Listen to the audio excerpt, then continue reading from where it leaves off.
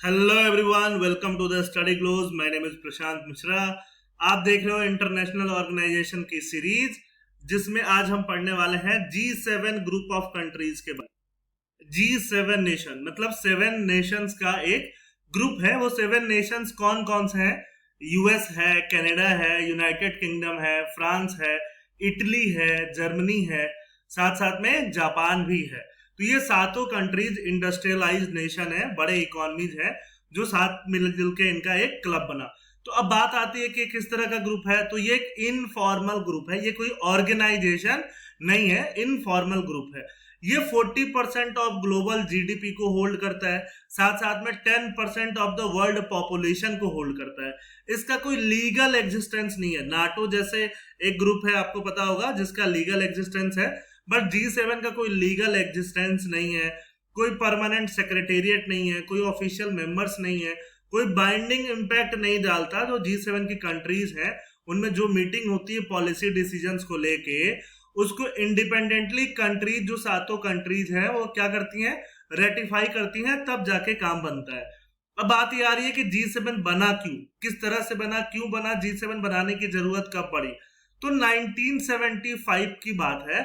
उस समय कनाडा को छोड़ के जो मेंबर स्टेट हैं, बाकी 6 कंट्रियों ने डिसाइड किया कि उनको जो macro economic activities of the world है, उनको थोड़ा कोऑर्डिनेट करने की जरूरत है, थोड़ा कंट्रोल करने की जरूरत है। तो ऐसा क्यों उन्होंने सोचा?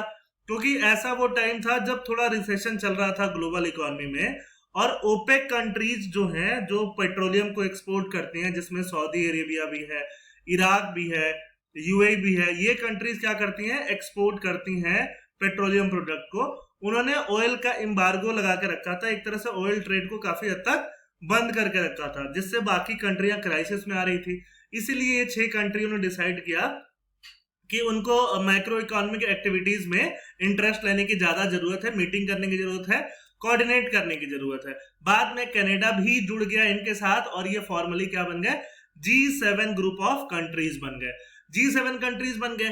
जब हम बात करते हैं 1991 की, तो वो वही टाइम था जब यूएसएसआर कोलैप्स हो गया, सोवियत यूनियन टूट गया, रशिया अलग हो गया, बाकी कंट्रीज अलग हो गई। तो बाद में 1998 में रशिया भी G7 में ज्वाइन हो गया, और ये ग्रुप क्या बन गया? G8 कंट्रीज का ग्रुप बन गया। बट ये 2014 तक ये G8 रहा। 2014 में ये वापस टूट के G7 बन गया। क्यों? उस समय रशिया को अलग कर दिया गया, हुआ नहीं बल्कि कर दिया गया। क्यों कर दिया गया?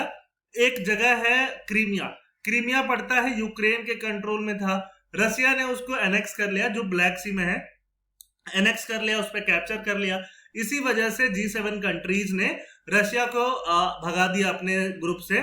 जो G8 था वो वापस क्या बन गया? फिर से G7 बन गया, जो आप प्रेजेंटली देख रहे हो। G7 की प्रेसिडेंसी जो है, वो सातों कंट्रीज बदल बदल के इंटर्न एक दूसरे से होल्ड करती हैं। अभी इस साल की जो प्रेसिडेंसी थी, किसके पास थी? यूके में थी। तो यूके में मीटिंग भी हुआ, और जो डिक्लेरेशन हुआ उसका नाम रखा गया कार्बिस बे डिक्लेरेशन। कार्बिस बे वहां बहुत बढ़िया होटल है। आप कभी यूके घूमने जाओ, आपके पास सफिशिएंट पैसे हो, तो आप वहां रुक सकते हो, देख सकते हो। तो यहाँ पे ग्लोबल जो पैंडेमिक चल रहा है, वैक्सीन, ठीक है, चाइना, ग्लोबल कॉर्पोरेट टैक्स, इन सब मुद्दों पे इस साल का डिस्कशन फोकस था। तो ये टॉपिक इसके बारे में नहीं है, ये टॉपिक ओवरऑल G7 के बारे में मैं आपको यहाँ पे बता रहा हूँ। G7 का एजेंडा जनरली किन टॉपिक पे होता है? तो वो शेयर्ड वैल्यूज एंड कंसर्न की बात करते हैं।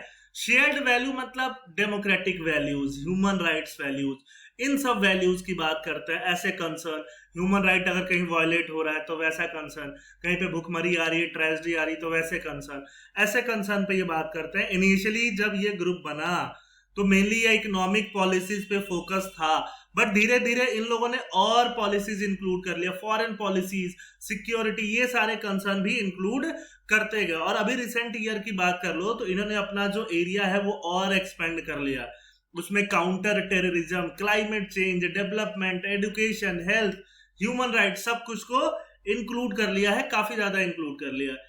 अब क्या क्या डेवलपमेंट इन लोगों ने किया वो हम समझ लेते हैं। बहुत सारे पॉलिसीज, इनिशिएटिव G7 कंट्रीज से निकल के आए। चर्नोबिल जो रिएक्टर था वो मेल्ट डाउन हो गया था, यूक्रेन यूएसएसआर का पार्ट है, था वहां पे, आपको पता होगा 1986 के अराउंड में।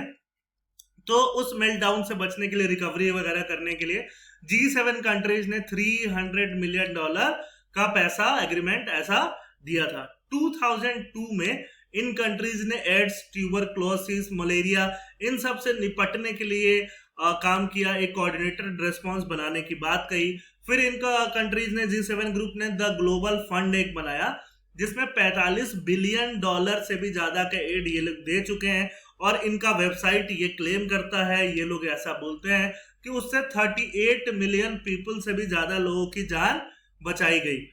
ग्लोबल अपोलो प्रोग्राम ये भी G7 समिट के में लॉन्च हुआ था 2015 में। तो अपोलो प्रोग्राम क्लाइमेट चेंज को टैकल करने से रिलेटेड था, क्लीन एनर्जी के रिसर्च को फैसिलिटेट करने से रिलेटेड था, डेवलपमेंट से रिलेटेड था। और ऐसा बोला गया कि 7 कंट्रीज अपने जीडीपी का अगर 0.02% भी दे देती हैं 2015 से लेकर 2025 तक 10 सालों में, तो $150 बिलियन में इतना कम से कम 10 ईयर पीरियड में कलेक्ट हो जाएगा, जिससे क्लीन एनर्जी का रिसर्च वगैरह फैसिलिटेट करने में फायदा मिलेगा। बट इन सब चीजों के बाद भी इनको क्रिटिसिज्म काफी झेलना पड़ा, टाइम टू टाइम कंट्रोवर्सीज में काफी रही। स्टार्टिंग में ही कंट्रोवर्सी में आ गई थी। कंट्रोवर्सी में एक बार आई थी जब 1985 में इन कंट्रियों ने प्लाजा एकॉर्ड साइन किया। प्लाजा एकॉर्ड क्या था?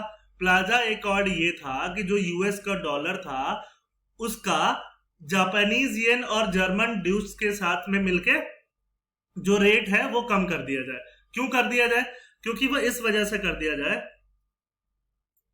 जिससे कि ट्रेड डेफिसिट जो है जापान जर्मनी का यूएस के वीजा विज कम हो पाए। तो ये वहां पे बात करने की बात कही गई थी। तो एक तरह से बेसिकली जर्मनी, जापान और यूएस को ध्यान में रखते हुए ये काम किया गया था प्लाजा एकॉर्ड। बट ऑब्वियसली अगर एक्सचेंज रेट पे इफेक्ट आएगा डॉलर के, तो सिर्फ इन कंट्रियों पे ही इफेक्ट नहीं आएगा, पूरे वर्ल्ड पे इफेक्ट आएगा। उस समय भी यही देखने के लिए मिला। तो बाकी कंट्रियां जो थी, इन 7 कंट्रीज के अलावा, वो सकते में आ गई कि एक 7 कंट्रीज मिलकर पूरी वर्ल्ड इकोनॉमी को, पूरे वर्ल्ड के मार्केट को कैसे कंट्रोल कर रहे हैं। तो इसको लेके इनकी काफी किरकिरी हुई, काफी क्रिटिसिज्म इनको देखने के लिए मिला। तो इसके बाद से G7 कंट्रीज ने ये काम किया कि जो भी एजेंडा वो लोग डिस्कस करने वाले हैं वो पहले से ही ये लोग अनाउंस कर देते थे कि जो पूरा वर्ल्ड मार्केट है वो पहले से इस चीज के लिए प्रिपेयर हो जाए।